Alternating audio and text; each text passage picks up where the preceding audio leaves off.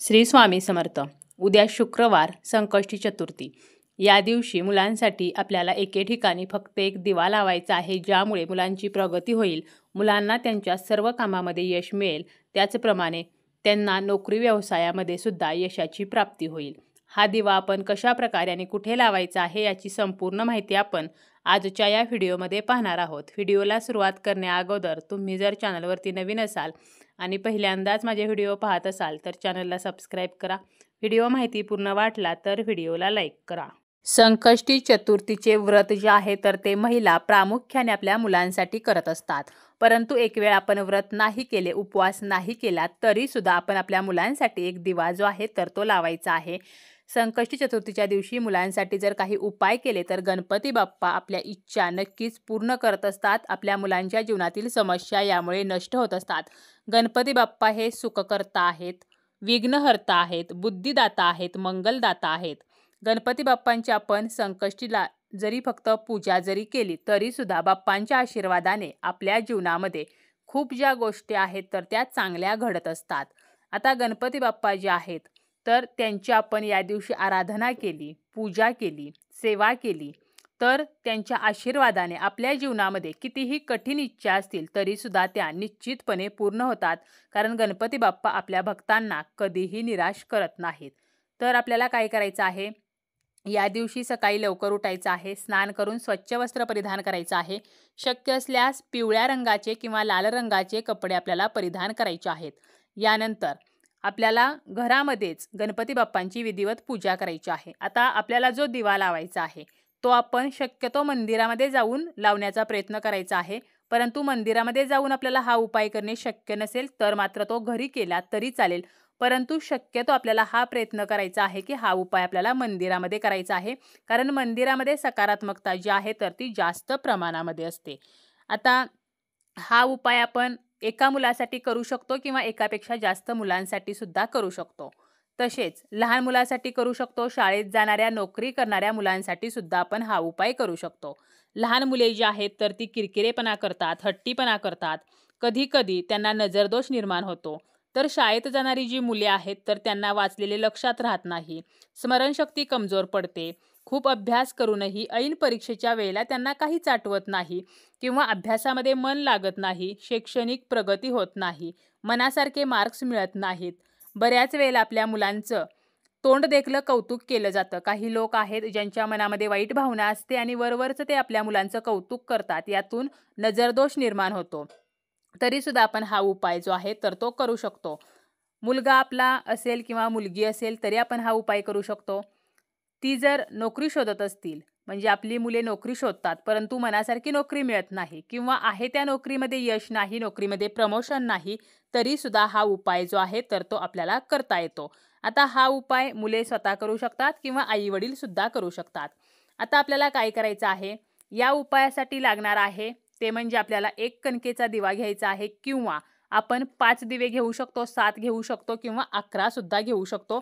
आपल्याला ठरवायचं आहे की आपल्याला 1 दिव्याचा उपाय करायचा आहे की 11 दिव्यांचा करायचा आहे की 5 दिव्यांचा उपाय करायचा आहे.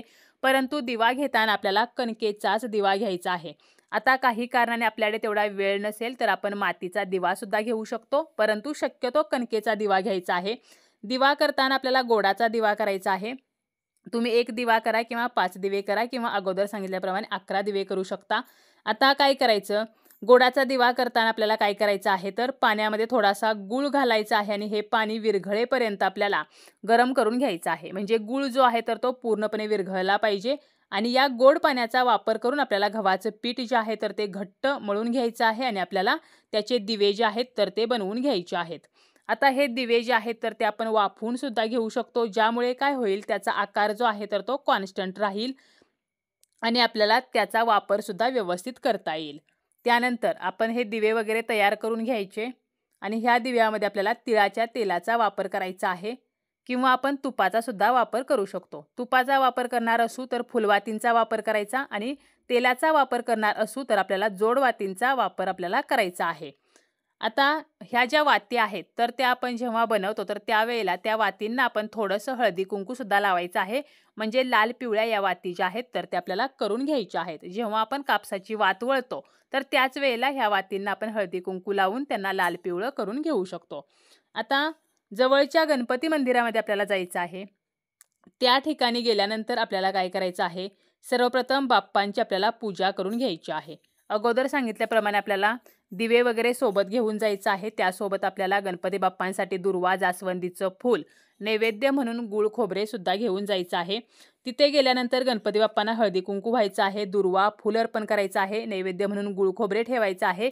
यानंतर आपल्याला एक प्लेट घ्यायची आहे किंवा एक पत्रावळी आपण घेऊ शकतो. आणि जरी काही नाही घेतलं तरी आपल्याला तांदळांवरती हे दिवे जे आहेत तर ते ठेवायचे आहेत. आता एक दिवा आपण ठेवणार असू तर एके ठिकाणी तांदूळ ठेवायचे किंवा प्लेटमध्ये दिवा ठेवायचा. 5 दिवे असतील तर 5 ठिकाणी तांदूळ ठेवून त्यावरती दिवा जो आहे तर तो आपल्याला ठेवायचे आहेत. यानंतर काय करायचं, त्या दिव्यामध्ये आपल्याला अगोदर सांगितल्याप्रमाणे तिळाचे तेल घालायचे आहे किंवा आपल्याला तूप घालायचे आहे. अशा प्रकारे आपल्याला सर्वप्रथम दिवे तयार करून घ्यायचे आहेत. यानंतर आपल्याला काय करायचं आहे तर संकल्प करायचा आहे. म्हणजे काय, आपण ही जी सेवा आहे तर ती संकल्प करून जर केली तर आपल्याला निश्चितपणे त्याचे फळ मिळत असते. आणि संकल्प नाही केला तरी चालेल. आता संकल्प करत असाल तर मग काय करायचं, तर आपल्याला गणपती बाप्पांना सांगायचं आहे की माझ्या मुलाची प्रगती होण्यासाठी किंवा अमुक अशा परीक्षेमध्ये यश मिळण्यासाठी किंवा नोकरीमध्ये प्रमोशन मिळण्यासाठी, नोकरीमध्ये यश मिळण्यासाठी, आपल्या मुलाच्या ज्या समस्येसाठी आपण उपाय करत आहोत ती समस्या गणपती बाप्पांना सांगायची. आणि यासाठी मी 11 दिवस किंवा 21 दिवस किंवा तुमच्या समोर मी 5 दिवे प्रज्वलित करेन, 11 दिवे प्रज्वलित करेन. आपण जेवढे दिवे प्रज्वलित करणार असू तर तेवढं आपल्याला बोलायचं आहे. आणि आपल्याला हा उपाय जो आहे तर तो संकष्टी चतुर्थीपासून सलग 11 दिवस किंवा 21 दिवस करायचा आहे. तुम्ही तुमच्या इच्छेनुसार 11 दिवस किंवा 21 दिवस हा उपाय करू शकता आणि ते सुद्धा आपल्याला संकल्प करतानाच बोलायचं आहे. तर अशा प्रकारे आपल्याला संकल्प करायचा आहे किंवा संकल्प न करता सुद्धा आपण जरी हा उपाय केला तरी सुद्धा चालेल. तर अशा प्रकारे काय करायचं आहे तर मंदिरामध्ये जाऊन गणपती बाप्पांसमोर कणकेचे दिवे जे आहेत तर ते आपल्याला प्रज्वलित करायचे आहेत. सर्वप्रथम आपण हे दिवे प्रज्वलित करून घ्यायचे. त्यानंतर आपल्याला काय करायचं तर त्या दिव्यामध्ये आपल्याला प्रत्येक दिव्यामध्ये थोडी थोडी पिवळी मोहरी जी आहे तर ती टाकायची आहे. कारण पिवळी मोहरी नकारात्मकता नष्ट करत असते. आणि त्या दिव्यांना, प्रत्येक दिव्यांना आपल्याला हळदी कुंकू व्हायचं आहे. त्यानंतर अक्षता व्हायच्या आहेत, फूल व्हायचं आहे. म्हणजे काय तर त्या दिव्यांची आपल्याला पूजा जी आहे तर ती सुद्धा करायची आहे. तर अशा प्रकारे बाप्पांसमोर आपल्याला हे दिवे प्रज्वलित करायचे आहेत. मंदिरामध्ये जाणे शक्य नसेल तर आपण घरीच देवघरामध्ये ज्या ठिकाणी गणपती बाप्पांची मूर्ती आहे तर त्यासमोर हे दिवे प्रज्वलित करायचे आहेत. आता फक्त दिवे प्रज्वलित करायचे नाहीत तर यानंतर आपल्याला काय करायचं आहे तर बाप्पांसमोरच बसून आपल्याला 11 वेळेला गणपती अथर्व शीर्ष म्हणायचं आहे आणि 1 वेळेला संकटनाशन स्तोत्र जे आहे तर ते म्हणायचं आहे. ही सेवा जी आहे तर ती आपल्याला करायचीच आहे. आता काही कारणाने 11 वेळेला जर आपल्याला गणपती अथर्व शीर्ष म्हणणे शक्य नसेल तर किमान 1 वेळेला आपल्याला ते म्हणायचं आहे. आता आपल्याला जर सुतक असेल, मासिक धर्म असेल तर हा उपाय करता येणार नाही. आता एक मूल असेल तर आपण 1 दिवा प्रज्वलित करायचा आहे किंवा एका ताटामध्ये 5 दिवे प्रज्वलित करायचे. 2 मुलांसाठी उपाय करायचा असेल तर एका ताटामध्ये 5, दुसऱ्या ताटामध्ये 5, तर अशी आपण दिवे प्रज्वलित करू शकतो.